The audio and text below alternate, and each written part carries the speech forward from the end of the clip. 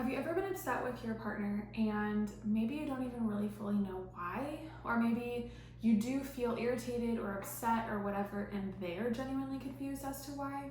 If so, I want you to understand that sometimes when conflict happens within a relationship, it's not always about what your spouse did. It's caused by what you expected them to do or to not do. Because honestly, expectations are so powerful. I don't really feel like people talk about it enough, and it impacts relationships so much. They shape how we interpret almost everything in relationships, actually. And if they're unspoken, maybe unrealistic, unconscious, it can lead to causing resentment or disconnection. So in today's video, we're going to talk about how expectations can create conflict and where the heck these expectations come from to begin with. And of course, what to do about it, how to reset things so that your expectations or their expectations of you do not have to cause conflict anymore for you guys. Before I get into that more, if you're new here, hi, my name is Catherine Solomon. I'm a licensed therapist and a virtual coach, and I love talking about all things relationships. Before I jump in, please make sure that you like this video and subscribe so that you can stay up to date on all of the next videos that are coming out. All right, let's start with this. Expectations are not bad. Expectations are very normal, right? We all expect things like 100% trust, loyalty, kindness, safety, support. Those are healthy expectations. The problem is that a lot of times when expectations cause a problem or cause conflict, they're not always based in reality. They're based on assumptions. And assumptions can be really dangerous because we can often treat them or perceive them as fact. So instead of saying or thinking, I need help and I'm going to ask for it, we think or say, if they love me, they would just do it or they would just know. And that's where resentment can start to build. Because expectations don't just cause disappointment or sadness or hurt, they influence the story that we tell ourselves about the situation and about our spouse. And what I mean by story, I mean the overall narrative or a general summary of what we're taking away from instances. Like broad things. They don't care about me. I'm not important to them. I always come last, things like that. And here's where you can get trapped in that line of thinking. Maybe if you haven't actually communicated what your expectations are, what you're wanting for something to look like, or if you're expecting them to do something the exact way that you would do it. So maybe you've had a thought like, I shouldn't have to do everything around the house by myself. Or if they really cared, they would help without asking, or they would plan a date on their own without me wondering, hey, are we gonna have a date? Or if you loved me, you would notice that I'm really overwhelmed and stressed right now. And listen, I get all of those. It's not that you're wanting to be demanding. You just wanna feel seen. You just wanna feel considered. Again, healthy expectations. Here's the problem. The problem is when your expectations become harmful because they are silent rules that your spouse doesn't even fully know that they're breaking. And then you start reacting to them as if they have intentionally failed you. They might not even really know the standard to begin with. Do you see how that can feel really unfair and can cause issues both on your part because you still feel like nothing is happening the way that you want, but then they feel very like, what is going on? And that doesn't feel fair to me. So that's just a little snippet about how expectations can wreak havoc on our relationship. I really now want to talk about where do they even come from, because it's really important and a huge factor in making expectations work towards your favor in your relationship. Okay, they usually come from 4 main places. The first one is your family of origin. A lot of our expectations, whether we realize it or not, are formed by our upbringing. We watched our parents do certain things or not do certain things, and sometimes we walk away wanting to copy those exact things, and sometimes people walk away and they're like, I want to be the exact opposite. But either way, we're forming these expectations based on our lived experience. If you grew up in a home where your mom stayed at home and maybe did everything, then that might be your expectation of what it's supposed to look like. If you grew up in a home where strong emotions were just kind of pushed away and not really talked about, then you might expect that that's what we do when we have conflict. We just shove it under the rug. It'll take care of itself. Or maybe you grew up in a home where love was shown through providing.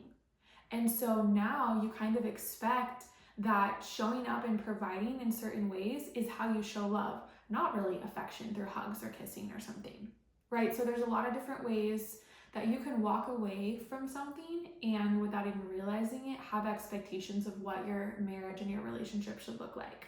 Okay, the second thing about where expectations come from is past relationships or past triggers and wounds. If you've been cheated on, for example, you may expect that betrayal is around the corner everywhere that you go. And so you might be more on edge or expect that you always share locations with each other, or you always check each other's phones and messages all the time, and you always have access to things that maybe the other person thinks is strange. If you have been emotionally abandoned, you might expect neglect emotionally, or for your spouse to not really care and want to talk to you, so then maybe you don't even fully articulate what you're doing or how you're thinking and feeling about things, because that's just kind of what your expectations are. If you came out of a relationship where maybe he always opened the doors for you, and that really stood out as something that was super important and super caring, because maybe growing up your dad did that for your mom, or your mom always said how important it is because that means he's a gentleman, whatever the case is. So even if that relationship didn't work out, you may still have an expectation that my person is going to open the door for me always, right? There's a million different examples, but it's really important to realize your expectations didn't just form from when you were a kid, they also came from your experiences like an adult and with past romantic relationships. Okay, the third one, and this one is really big. Culture and social media are huge in forming our expectations. Sometimes we've been fed unrealistic expectations of love and marriage, if we're being completely honest. Sometimes there's people on social media doing grand gestures or going on elaborate trips and planning these magically huge, wonderful things. And so the concept that if somebody doesn't do that, then maybe their love isn't as strong is an unrealistic expectation, to be frank, but it's still an expectation that we're forming. Culture often really teaches us too that love is always supposed to be exciting. That passion is just easy. You just click. You should just always have that spark. Or if it's hard, it's probably not right. They're probably not the one. It can condition you to feel like, maybe acting in a certain way that's not fully honest is just no big deal. Everybody does it. It's laughable. People laugh about stuff in shows all the time that in real life is not okay. It's hurtful. It's cruel, whatever the case is, right? But it still shifts our perspective and our expectations, sometimes without even us realizing it. So if your expectations are based on fantasy, sounds like a harsh word, but we're just going to go with it, then you may always feel like your relationship is falling short. And that's not a fun place for you to feel, or for your spouse to be in that kind of receiving end for your thought process. And the last one is your own personality and your emotional needs, right? Sometimes expectations just come from our personal wiring. If you're somebody who really values structure, then you might expect follow through and planning from your significant other. If you're somebody that really loves emotional closeness and values that a lot, you might expect that your significant other wants to do check-ins often and really just talk about feelings more. If you value peace, well, actually, let's say two people value peace. One person, to them, that might mean that they handle conflict really calmly and peacefully. Or someone that says they value peace might mean they don't want to deal with conflict because dealing with conflict is unpeaceful. Right? It's so crazy how our expectations can sound the same, but with different people, we're just different. So our expectations and how we even interpret that is going to be different. Right? None of these things are necessarily wrong, but when we assume that our partner has the same needs and values as we do, we can feel very rejected when they don't naturally show us love in the ways that we want or in the ways that we expect. And what happens with continued unmet expectations is that resentment can build and there's distance that can be created. Okay, so how do you stop your current expectations from turning into conflict? First, it's really important to figure out what are your expectations. It might seem really simple or like a duh, but it's very important to the whole equation. If you're feeling irritated right now, just ask yourself, what did I expect? Because a lot of times behind frustration or some kind of negative emotion is an expectation. Maybe it was, I'm feeling frustrated because I expected you to notice that I'm really overwhelmed right now. Or I expected you to respond differently, what is happening? That feels blown out of proportion. I expected you to be more excited, this is really, really big news. Why does it seem like you don't care? I expect you to help without asking. I don't want to be your mom, so it feels very frustrating to me that I would have to ask or tell you when I just expect that you're supposed to know and do it. Once you can identify what the expectation is, the second thing to do is to then kind of evaluate that expectation. Is it a need, a preference, or fantasy? A need might be respect or emotional safety, partnership, trust. A preference might be how the chores are done. or how often we check in, how often we text, who drives, who's in charge of, what chore, X, Y, or Z. And then a fantasy might be, my spouse always knows what I need without me having to just ask. Like, we've been together long enough, they should just know.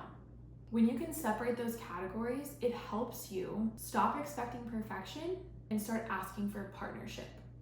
The third, also very important step, is to communicate what your expectations are, and I would add as soon as possible. Because a lot of people wait till they're angry to then bring up what they expected. Again, sometimes that circles back to number one, where they didn't even know what their expectation was until it was unmet, which is very valid, and that does happen. But the more often that you can get to know yourself and what your expectations are, the hope is that that won't happen too often.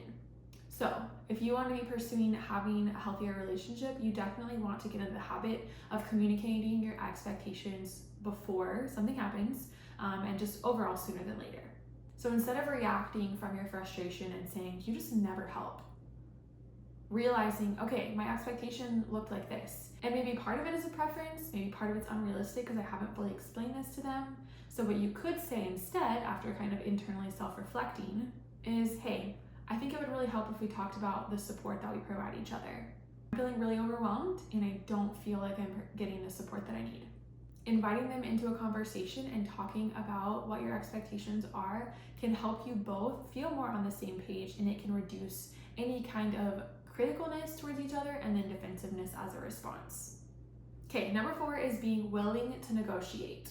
Your expectations might 100% be valid, but your spouse may not be able to actually meet that expectation in the way that you imagined they would. That doesn't mean they don't love you. It means that you are two different humans with two different capacities, skill sets, abilities, personalities, all the things. So instead of forcing your spouse into your version of what's right, try to get to a place of what's realistic for both of us. Because a negotiated expectation is 100 times better than an unspoken one. So if you've been feeling more frustrated with your spouse lately, or just your relationship in general, I want you to pause next time and ask yourself, what expectation am I holding on to right now? Or what was I expecting? And then ask yourself, kind of like a filter, have I communicated about this? Or am I silently keeping score? And then based on that answer, either communicate with them or release some of those expectations. Like, you can then know what to do next. I want to also just really remind you that, again, expectations are not a bad thing, but they can create issues in your relationship. And if you are willing to talk about them, to build deeper self-awareness and just kind of figure out where are these expectations coming from, what do I expect, how can we talk about them and have a similar or agreed upon expectation for ourselves and then also for our significant other, it will help your communication be so much better, I promise. A lot of times I see this topic of expectation get really muddled when we're talking about the mental load.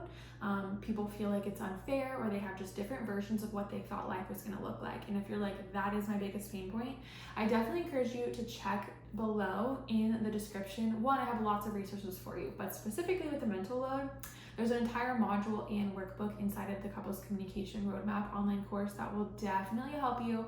I'm like really big into practical application. It's good to learn and like understand, but then you need to know what to do different. And so just like today with takeaways of internally what you can do and think through and filter, I've got so many takeaways for yourself and your entire relationship if the mental load is a huge pain point for you guys right now. I hope that this video helped. Please make sure that you like and subscribe, and I will see you next time. Thanks again for being here and for watching.